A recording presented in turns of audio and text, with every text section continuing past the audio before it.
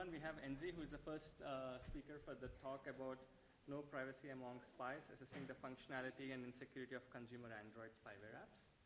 And Enze, take it away. All right, thank you so much. Let me share my screen real quick. Do you guys see my screen okay? All right. Everyone, my name is Alex. I'm from UC San Diego. I'm sorry I have to present remotely because I have visa issues.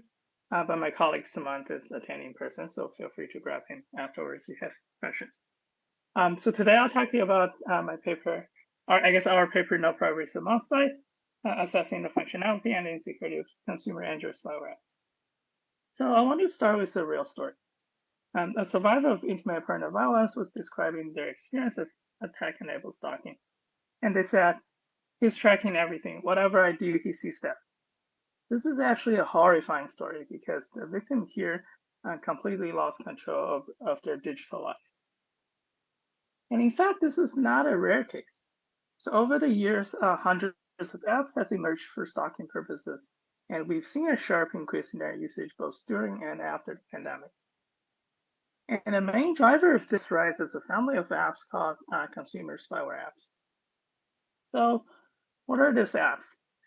They don't really get a name by coincidence, and each word here actually conveys a meaning. The consumer means they advertise to the general public, and you can find them through Google. Spyware means they offer spying capabilities such as record text messages or keystrokes. And app just means you can install them with app means you can install them with a few clicks, like installing any other app, say Instagram. And the only difference here is that the spyware apps are not on app stores such as Google Play. You'll basically have to download them from the internet. And to install the spyware on a target device, all you need is a one-time access to the device. Once you have access to the device, you just download the spyware from the internet and install it. And after you install the spyware app, you don't need access anymore. So while the community has a good understanding of where to find the spyware apps and what they're capable of, what we don't fully understand is how they achieve this spying capability. It is not intuitive how they did it because the operating system is not going to offer an API call that just asks record user keystrokes. So the spyware basically have to use the APIs in creative ways to achieve their intended spying capability. So to understand how to use the APIs, we took a reverse engineering approach. We focus on Android as that's where the majority of spyware apps are found.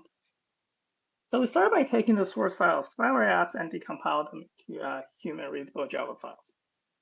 And we then look at what API calls are made to achieve a specific capability. And in this paper, we reverse engineered 14 leading Android spyware apps. And we document how to implement a broad range of capabilities just by using Android APIs in creative ways. For the sake of time, I won't be able to talk about all of the capabilities, but I do want to highlight some of the most interesting results. So one of the spying capabilities is called invisible camera access. So what it means is that the spyware app can secretly take a picture of you while you're browsing some website and upload this picture to the cloud without your notice. So how is this possible? Right. Once again, the Android operating system does not offer an API call that just says secretly take a picture. So we found that spyware apps achieve this in two ways. So the first way to achieve invisible camera access is through a preview of sites one by one. So normally, if an app wants to take an app, they would have to show a preview to the user. So the preview displays what is being captured by the camera. And this makes total sense because if the user is using an app to take a picture, they need to know what is being captured by the camera. And this is what preview is for. However, spyware, on the other hand, they seek to hide this preview. So they would display a preview of sites one by one, which is completely invisible to users. The more advanced way to achieve invisible camera access is by directly reading raw frames from the camera. The reading raw frame camera is designed for advanced apps such as Photoshop. And a normal app like Photoshop would take the raw frame from the camera, process it, and display the process frame to the user. The spyware, on the other hand, just grab the raw frames, upload them to the cloud. And once again, here, this is done without user's notice. Another interesting capability is what we call hiding app icons. So spyware apps hide their app icons on the target device so that they can avoid detection. Now, on the left side, we see a spyware called Cerberus, and this is what it looks like before it's being set up on the target device. And after it's being set up on the target device, this icon changes to Wi-Fi, which is at the bottom. And this allows it to blend in with other apps.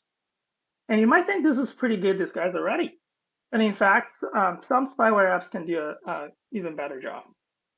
So in our paper, we observed that some advanced spyware apps can completely hide their icon, meaning that you cannot find them on your home screen after they're set up. So what happened here is that during the setup process, an app with no icon is loaded into the system, and it runs without an icon displayed on the home screen. And the technical term here is that an app with no launcher activity was loaded into the system.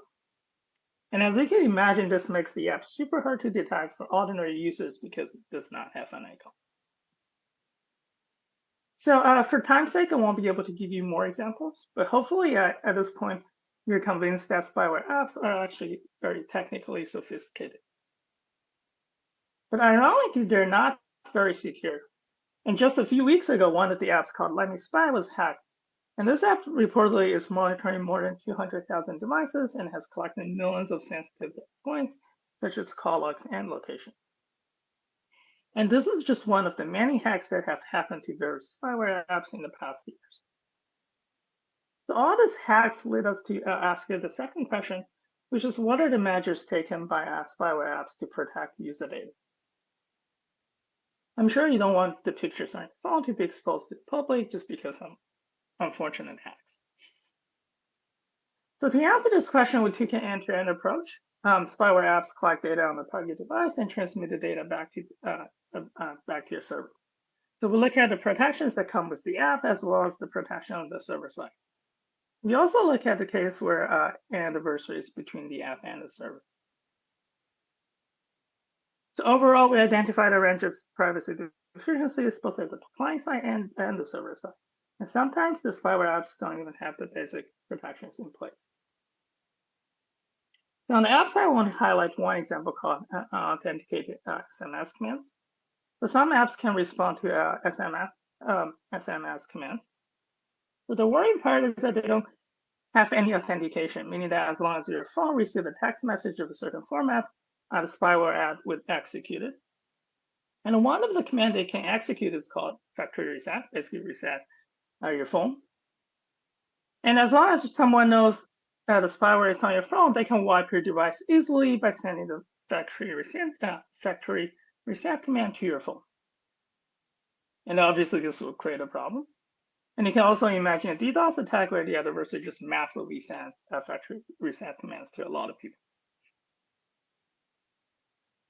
And moving on to the scenario where there's an adversary between the app and the server, the some apps transmit the data they collected in plain text to the server. And the data can include sensitive information such as password or call log. Here, if the adversary is somehow able to see the packet, let's say they run the Wi-Fi that you're connected to, they'll be able to see all the sensitive information that is collected on your phone. And lastly, at the server side, I want to highlight an issue term cross-account request forgery. So at a very high level, an adversary can hack into someone else's account as long as they know the target's account ID. So the way it works is that the adversary first creates an account for themselves. They log in. They then replace their account ID with the victim's account ID. And if the server does not perform good enough security checks, the adversary can now access your account. And I can keep giving you more examples, but the theme here doesn't really change. It's quite obvious that not enough effort has been put in to secure sensitive user data. And sometimes the basic protections are not even there.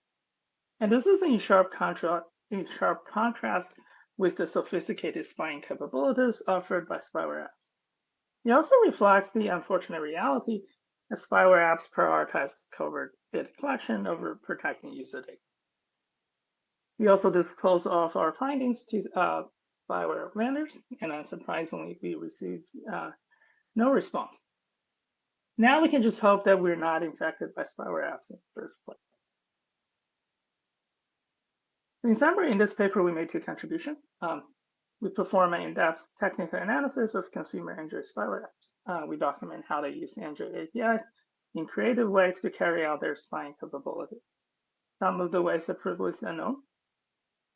And as a response to all the hacks that happen to spyware apps, we also performed a security analysis on spyware apps user data protection. We identified a range of privacy deficiencies that can harm users in a variety of ways and put sensitive user data they collected in danger. And with that, thank you very much, and happy to take a question.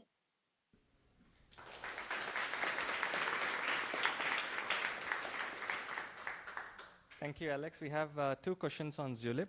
The first one, highly rated one, is are spying apps able to suppress the green diode light notifying that camera is in use? No, that's a great question. The answer is no. But a lot of times, if they're taking a picture, the green dot is really short, so you might not even notice it. The other thing is that sometimes denying apps can also trigger the green dot, so it's just very hard to tell which app is using the green dot. Gotcha, thank you. And the second question is, did any of these spyware apps have privacy policies? What did they say? And that's a great question. I don't know what's in their privacy policy. Gotcha. But yeah, obviously in their terms of service, they're saying you should not use for spying purposes. Yeah. But yeah, I actually don't know the answer to it. Okay, we have a live question. Thank you. This is really fascinating research. Obviously, this is focused on Android spyware apps, but I'm wondering if you could speak just to if you have any insight into what it looks like on the iOS side of things. Do you expect, even if you haven't looked into it, do you expect there are similar problems, or are they taking a fundamentally different approach? Are there less risks, more risks? My apologies. I don't know what's happening, but I could not hear your answer. Let me repeat the question. So okay, yeah, that's better. That's better. Yeah, the question was like, are there any spyware apps for iOS, and if so, how do they differ from the Android ones? Yeah, that's a great question. So there are definitely spyware apps on iPhone, but the challenge is so one of the reasons you see a lot of spyware apps on Android is that the apps can be sideloaded, meaning that you don't have to go through an app store. iPhone, on the other hand, if you don't jailbreak your phone, you have to install apps from App Store, which has a much tighter control on what apps are there. So yeah, so I would say there are iOS apps out there. It's just the number is much smaller. And I think most of the apps are actually on iPhone are using things like iCloud to kind of spy on you rather than actually sort of performing the spying capability on the device. Yeah, so I guess like they operate differently because of the constraints that come with iOS. Thank you, Alex. And let's move on to the second speaker.